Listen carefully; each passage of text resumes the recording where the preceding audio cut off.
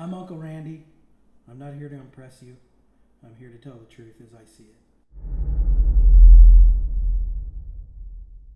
Today I'm joined by my daughter, Taylor, and we're going to have a conversation about stuff that we've never had a conversation about before, except the previous take of this that didn't get recorded. I'm not doing it again after this, so you better get it right. Before we get into it, I don't want this to feel like an interview. No right answers, no wrong answers. I just think we've got a story to tell, and I'd rather tell it together than to keep it to ourselves. Sounds good. So when you were little, how did you make sense of your dad not being around?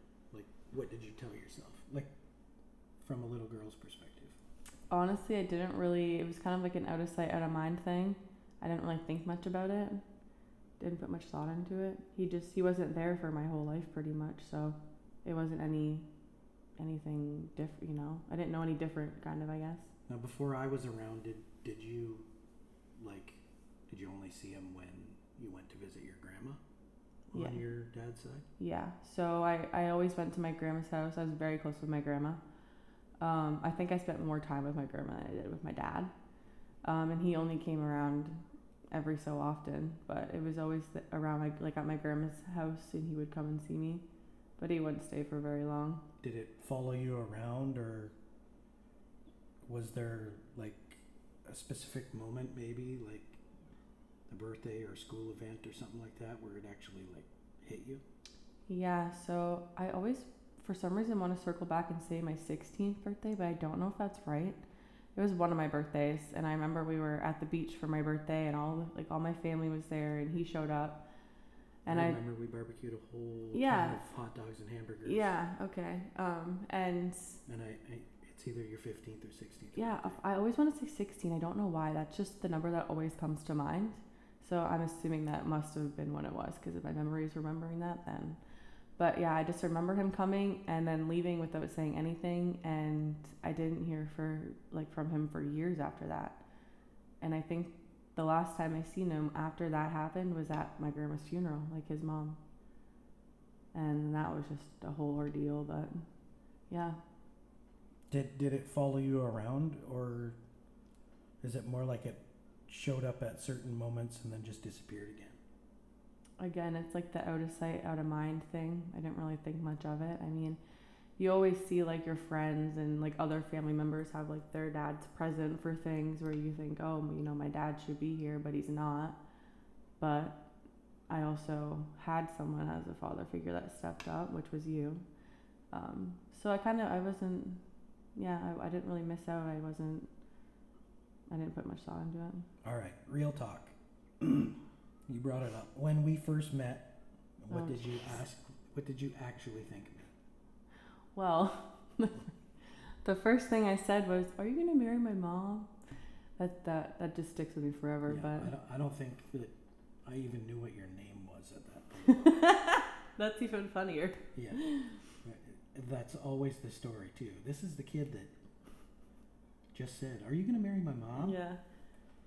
So I'm going to say from that point on, I just knew that you were going to be around forever. Or at least I hoped you would be. When did it start to feel less weird, or did it ever feel weird? And was there a moment where you knew that I was going to be there? I don't think there was ever any weird or like moments between us. I think it just was always natural. I think everything just always flowed in me. It was just a natural relationship that happened from the very beginning. And was there anything in the beginning that I did that made anything harder? Like made it harder on you? No. If anything, you made my life a lot easier and happier and better.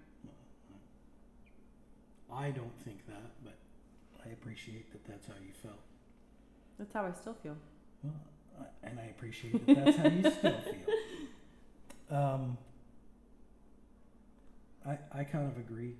I think that there were normal times where, you know, your mom and I had to be like the disciplinarian. Oh, of course. And give you hell and stuff like that. But I don't think that it was ever like strange or weird between us. Like, I mean, No. when you were having issues and you moved in with us in Toronto and moved with us to Sault Ste. Marie, Yeah. it was just like you had never left. No, yeah, of course, I agree. Um, I always knew that I could like count on you to always be there. Like it wasn't one of those things where I always questioned, like, oh, can I, call my parents? Can I call my dad? Are they gonna be mad? Am I gonna get in shit? Or you know what I mean?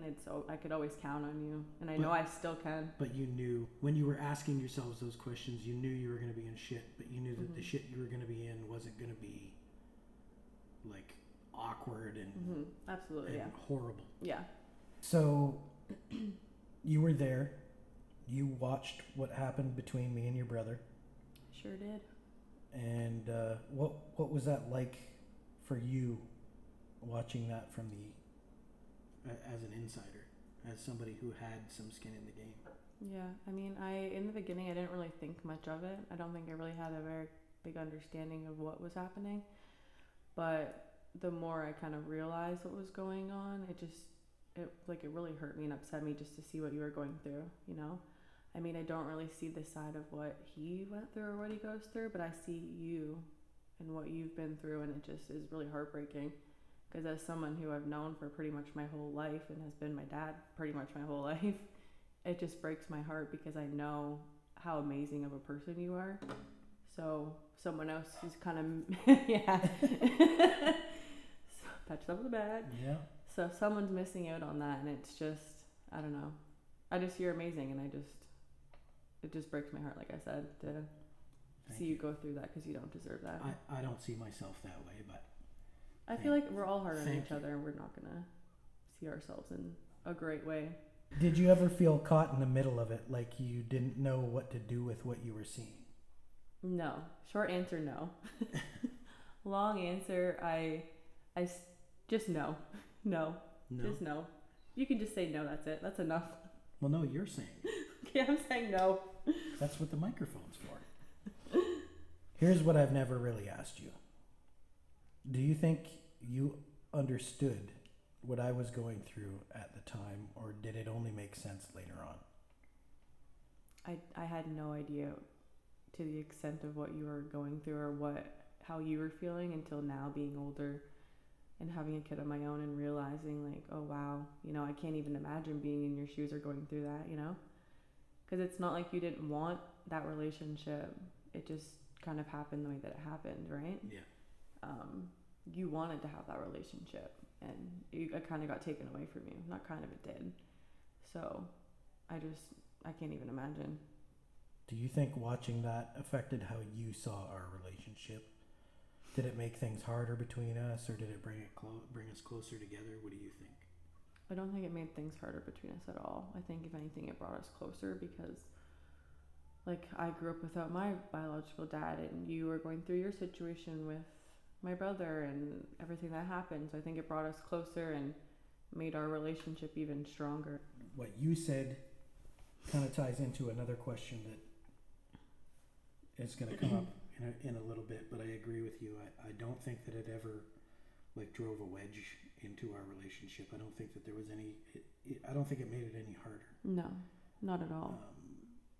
I did feel like I got to do more with you guys, with you and your brother, yeah, than I did with my own son. Yeah. And that really hurt my heart a lot.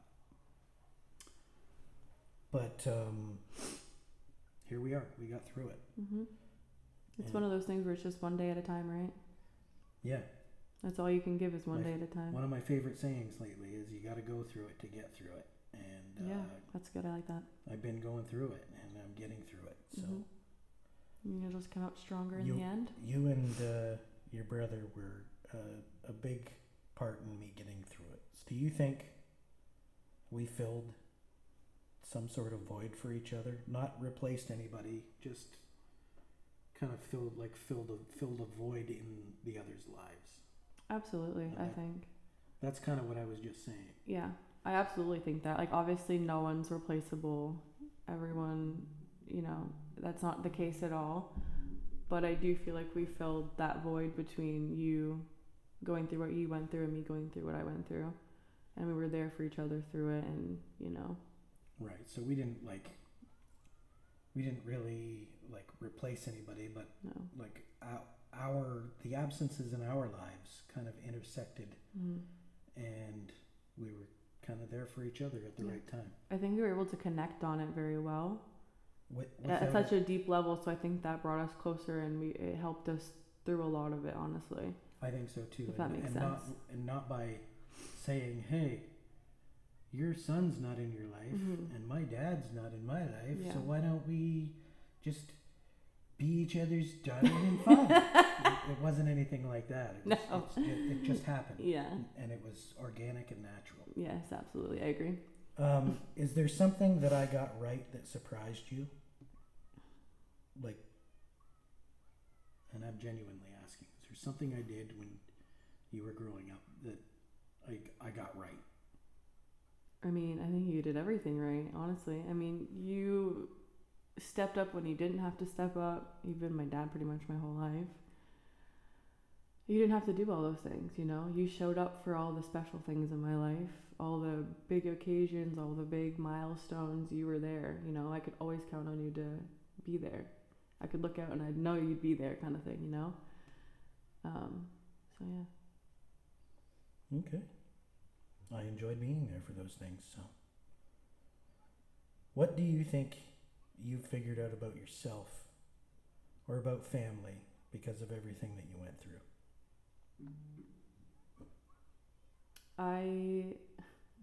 There's a quote, but I can't remember it, but it's something along the lines of like, blood doesn't make you family. And I think in our instance, you know, we're not actually blood related, but we're kind of more, it's like, I don't know, it's like a stronger bond than what, you know what I'm trying to say? There's something deeper that ties us together than just blood. Yeah, like you don't have to be blood related to have those relationships that are meaningful and genuine and stuff like that.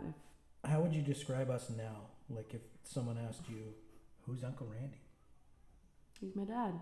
The best dad that anyone could ever ask for, honestly. The best papa, the best husband, the best brother, the best uncle, the best everybody, honestly. But most importantly to me, they're the best dad that I could ever ask for. And what about personality-wise? You are a crazy, weirdo, silly, goofy ass, but we love you. I appreciate it. I love you too, Kate. I think you rubbed off on me a little too much, honestly. I appreciate you sitting down with me for this. You didn't have to do it, and you did.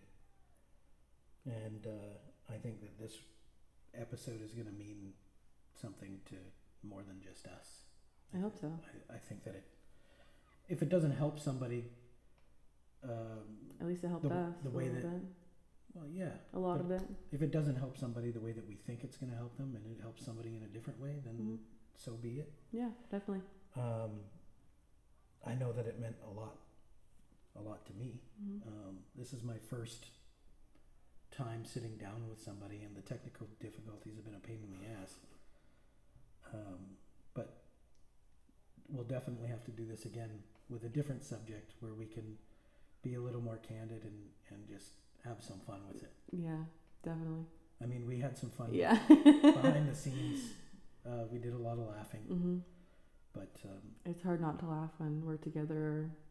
We Yeah. we definitely are able to play off of each other. So. Definitely. I'm Uncle Randy. I'm not here to impress you. I'm here to tell the truth as I see it. We'll talk next time. Thanks. Of course. Love you. I love you. Cut.